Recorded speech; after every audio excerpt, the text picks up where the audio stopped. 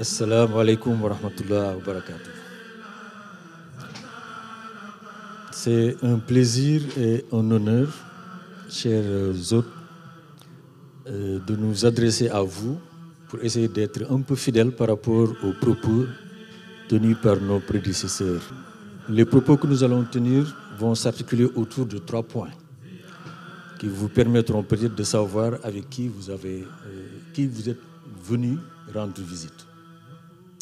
Le premier groupe de personnes, si on peut dire, c'est l'association en tant que telle, qui a été créée il y a de cela 27 ans, depuis 96-97, par Serigne Mourtada Mbacké, le fils de Cheikh Ahmadou Bamba, son fils cadet, qui est le père de notre hôte, Serigne Mamor Mbacké, qui a sillonné le monde entier pour passer le message de l'islam, celui de Serigne Touba.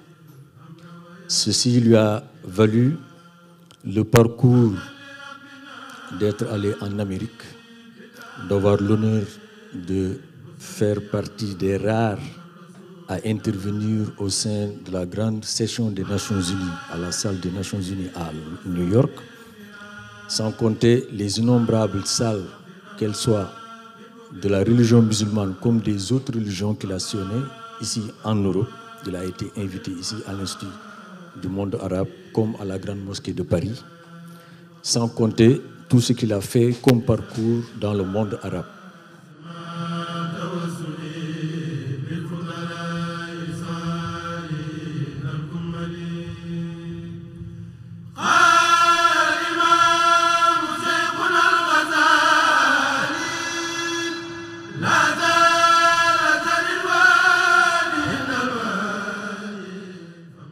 Assalamu alaikum fidèles amis internautes de Diawartoulah TV. On est toujours à l'événement Journée Cheikh Ahmadou Bamba. Nous sommes en compagnie d'un invité très spécial. On va le laisser se présenter. Bonsoir, je suis alors Paulo Marquez, adjoint maire d'Aulnay-sous-Bois, en charge de la vie associative et citoyenneté européenne. D'accord. Est-ce que c'est la première fois que vous assistez à ce genre d'événement? Non, c'est pas la première fois. C'est vrai que on a l'habitude, ayant bien évidemment la communauté mauride et son édifice ici à Aulnay-sous-Bois, il est vrai que ça nous permet d'avoir des relations un peu plus courantes. C'est vrai qu'un peu plus avant le Covid. Après Covid, c'est vrai qu'on s'est vu un petit peu moins, mais nous avons des relations permanentes et ça c'est essentiel parce que c'est une des communautés présentes sur notre territoire. Étant présente sur notre territoire, il est essentiel qu'on ait ces liens formels, amicaux et aussi professionnels, aussi de savoir comment la communauté mauride s'intègre, se sent sur Aulnay-sous-Bois. D'accord. Du coup, vu que vous avez longtemps côtoyé cette communauté, qu'est-ce que vous pensez en fait du plan comportemental? Qu'est-ce que vous pensez de cette communauté mouride? Quelles sont vos impressions? Alors c'est vrai que c'est une communauté assez discrète, notamment à travers les écoles. Nous voyons donc certains parents qui sont dans nos écoles avec leurs enfants. Donc c'est vrai qu'on a aussi ce lien. La responsabilité des écoles est de la ville, pas de l'enseignement, mais du bâti. Et donc on voit aussi sur les activités aulnésiennes, donc certaines activités ou en centre de loisirs, ou l'été lorsqu'il y a les activités pendant les vacances. Donc on voit beaucoup des plus petits, mais aussi des jeunes qui utilisent aussi l'aide aux devoirs, par exemple à la ferme du Vieux Pays. En fait, il y a tout ce regard que nous avons parce qu'ils utilisent aussi les services de la ville. Et c'est essentiel pour nous.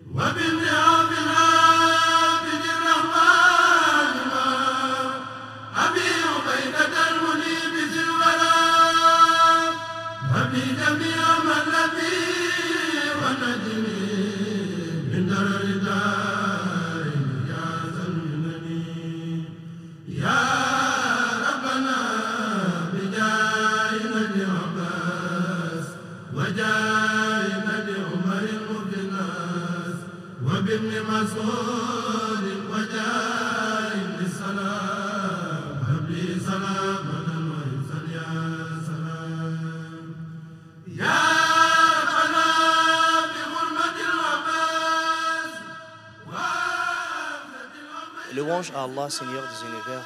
J'atteste qu'il n'y a de divinité digne d'être adorée si ce n'est Allah, et que notre prophète Mohammed, que la prière d'Allah et son salut soient sur lui, sallallahu alayhi wa sallam, et le serviteur d'Allah, et le messager d'Allah, et le messager d'Allah également. Premièrement, je suis votre frère, l'imam de la Grande Mosquée de Paris, le représentant de monsieur le recteur de la Grande Mosquée de Paris, et on a l'honneur de cette invitation. Merci beaucoup pour cette invitation. Premièrement, concernant la communauté musulmane, nous sommes tous des musulmans. Et la Grande Mosquée de Paris, toujours sur la voie du juste milieu pour collaborer avec tous les musulmans, toutes les communautés, sans exception. La Grande Mosquée de Paris ouvre ses portes et sa poitrine pour tous les débats, sans exception, sur la route de la cohabitation entre les communautés musulmanes et entre l'islam et la laïcité, car la Grande Mosquée de Paris prend en considération toutes les diversités qui est maintenant même dans notre communauté musulmane. Et notre cheikh Ahmed Baba rahimahullah ta'ala, qu'Allah lui fasse miséricorde, sallallahu azza wa jalla an yarhamahu bi rahmatihi al-wasi'a. بكلمة مختصرة لإخواننا الأفاضل. والله يعني j'ai écouté ces évocations et j'ai suivi dans ce livre, sincèrement mes frères et mes sœurs, j'ai ressenti une douceur incroyable, une douceur particulière, car c'est un grand trésor. Et concernant le niveau d'arabe dans ce livre, j'ai fait mes études à l'université en Algérie. On a étudié l'arabe plus de 10 ans. Mais ces évocations et ces invocations de Cheikh, qu'Allah lui fasse miséricorde, c'est de l'incroyable. Il a écrit ces évocations, ces invocations avec une spiritualité, peut-être je dis c'est incroyable entre lui et le Seigneur et Allah Azza wa Jal. Il a vécu avec Allah Azza wa Jal pendant ses écritures. Oui, il a vécu avec Allah Azza wa Jal pendant ses écritures. Qu'Allah lui fasse miséricorde.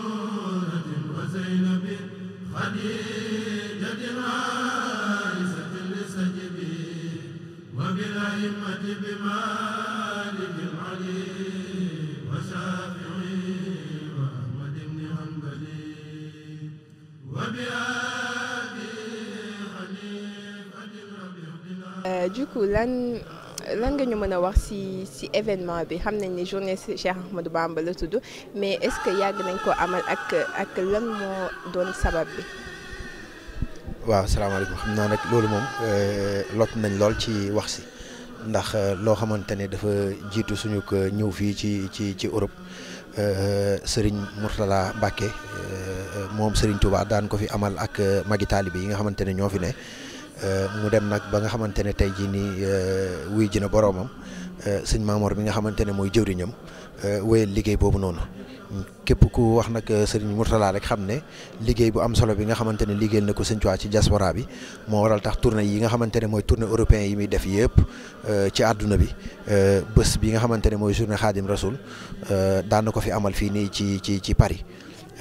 ba tax na nag toog nañ ay at yoo xamante ne daanaka lu toll ci ñeenti at yoo xamante ne amul xëy na li ko waral contexte Covid moo taxoon ba xëy na sëriñ bi jot gi mayu ko woon mu yegsi fi waaye daal liñ ñaan cëkkul yeesul waaw mat na sëkk mu ñëwaat fi tombanteek at bi nga xamante ne ñu ngi toll ci 2024 ñu amalaat ko fi ànd kook mboole mi daayra ak mboole mi kuréel yi nga xamante ne ñu ngi fii nii ci Touba Paris fas yéene topp ci ginnaaw Serigne Mamor Mbacké ngir ànd ak moom liggéey bii nii waaw.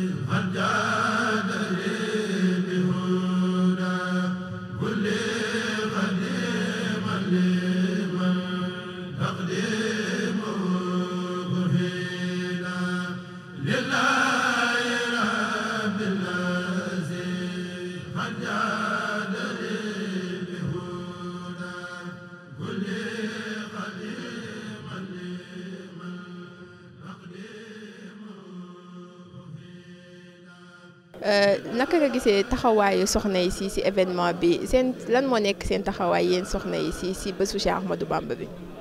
ah macha allah laaj nga lu am solo soxna yi moom xam nga dañoo doon ay jàmbaar waaw yoonu sëñ Touba ak yoonu lislaam sax la ñuy wax soxna yi dañ cee ràññeeku lool nag waaw njàmbaarte googu nag yàlla ñi ngi sant yàlla mi ko def ci ñun ba nga xamante ne ni yu mel ni bu ñëwee dañ ciy am taxawaay yu am solo.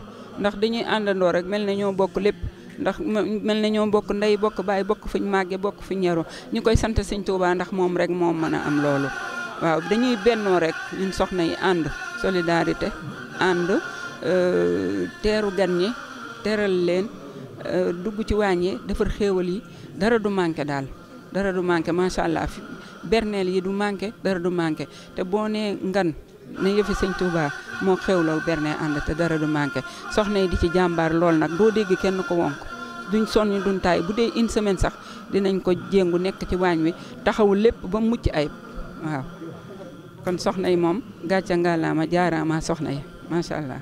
macha allah jërëjëf ma ami si kàddu yu am solo yooyu xam naa peut-être dama lay laaj yow sa impression si bés bi ak sa kàddu bu mujj booy baaxee mbokk internet yi rek. waaw macha allah bis bi daal man damaa ñëw rek kontaan sax damaa ñëw bég parce que murid dafa bëgg lu set bërëb bi set mucc ay macha allah taalibe yi génn li gën a neex nag mooy xale yi génn daayira yëpp daje kuréel yi macha allah kuréel bu toog doo bëgg mu jóg te ku buñ jógee keneen ku toogaat dootoo bëgg mu jóg. ça veut dire que ñoom dañoo nekk France mais dañoo maîtriser li ñuy def maîtriser nañ li ñuy def loolu nag macha allah loolu nag di lu rafet loo xamante ne ni yàlla nañu ko yàlla sàmmal yonent bi sàmmal ñu ko ak maam borom Touba mi ñu boole fii ñuy sant sëñ Mamour Mbacke mu yàgg fi loor te wér yàgg fee ñëw di ñu fi fekk ñu yàgg àndandoo di ko ganale muy lu rafet lu am solo may nuyu waa dëkk bi yëpp di nuyu daayira yi fi daje yëpp di wax Paris moom. bennoo moo fi am nii la rek daayira yi daal ñooy àndandoo rek suude yëkkateendoo tegandoo moo tax bu ñuy def dara tubaar fakal la macha allah day rafet te day am solo doo dégg coow li de bariwut waaye jëf ci ku nekk yaa ngi xool li ngay jëf nga nekk ca macha allah waaw di sant ñëpp nag di fi taxawal itam waa Touba ci kanam rek ginnaaw maay seen jëwriñ massification pano baa nga ne di tege ku dugg rek moom ngay jàkkaar lool kon nag ñu ngi sant bu baax daal di wax yàlla nañ eggale bis bi ci jàmm ak salaam ni ñu ko commencé te fekke ko ay yooni yoon yàgg ànd di ko def ba ci yéen it ñi nga xam ne yéenay jël relais yi yéen dem ba ca seeni sët ak seeni sëtaat itam jël ko ñu wàcce fii suñuy kàddu di sant di kontaan bu baax di ñaanal nag waa Jawartulaa seen télé bii yàlla na mucc ayib yàlla na ci yàlla teg loxo yàlla na ngeen dem ba mu doon ay télé ay médias fi mu nekk fii ci Paris kenn wuteetu fi benn kii de ndax seen taxawaay ñun ñu ngi waajal événement guddig maam Seynabou Ndiaye le 23 novembre waaye wuti wuñ benn caméraman de ci yéen rek lañ koy kii ndax dëkk bi yëpp moom macha allah li ngeen di li ngeen di def man ngeen ko bëgg ngeen ko respecté ngeen ko da ngeen ci ànd ak yar ak teggin ak encadré ko structuré ko def ko ba mu baax macha allah yal na leen yàlla lafal cat li ngeen ci bëgg lépp yal na leen ko yàlla defal te sëñ bi fay leen seen taxawaay ak seen coono itam. ndax daayira yi danañ leen ci gis ngeen di ko taxawu événement yi ngeen di ko taxawu du ngeen wonk du ngeen jàmbat du ngeen fa wane benn réewande waaw loolu nag moom c'est à saluer vraiment. merci maman Amy la kaddu yi am na solo bu baax a baax ñu ngi lay jaajëfal bu baax di la ñaanal aussi yàlla yàggal la fi nga ànd ak wér bu baax mbokki internet yi lii laa leen indi loon ak invité bu am solo xam naa dama leen di toppal bés bi rek pas à pas.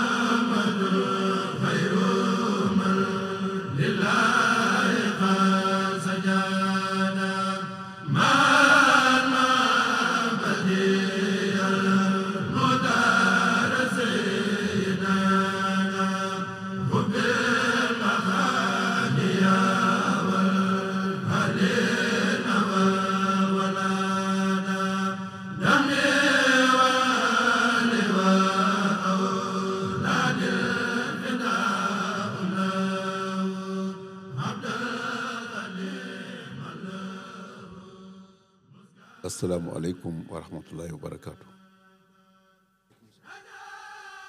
mbokki jullit yi ñu ngi leen di nuyu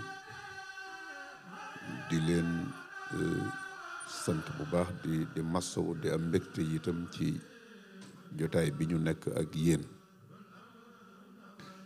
di nuyu ñëpp nag ndaw yi ak mag ñi ak soxna yi ni ñu ko waxee rek di sant yàlla bi ñu fi dellu sawaatee xanaa di joxe suñu ngàntit ne xëy na gëj na waaye suñu xol gëju fi te itam li ko waraloon rek mooy xam ngeen jamono bi ñu fi gëj la def naa 2018 lañ wax ñu jóge ci at moom waroon fee dellusi par mbirum Covid bi ñëw loolu moo ko gàllankoor. at yii tamit yàlla def buñ ko jàppee rek am ay ndog yoo xam ne ay ndog rek lay doon waaye nekkul loo xam ne ñun ñoo ko sabab wala dañ caa am luñ ca def. lii ngeen di def liggéey bi ngeen xam ne fu liggéey am lu baax ngeen feeñ ca loolu mooy seen rôle. yàlla moom ma nga fa mu nekkoon rek waaw kon nag jërë ngeen jëf ñoo ngi gërëm ñëpp asalaamaaleykum wa rahmatullah.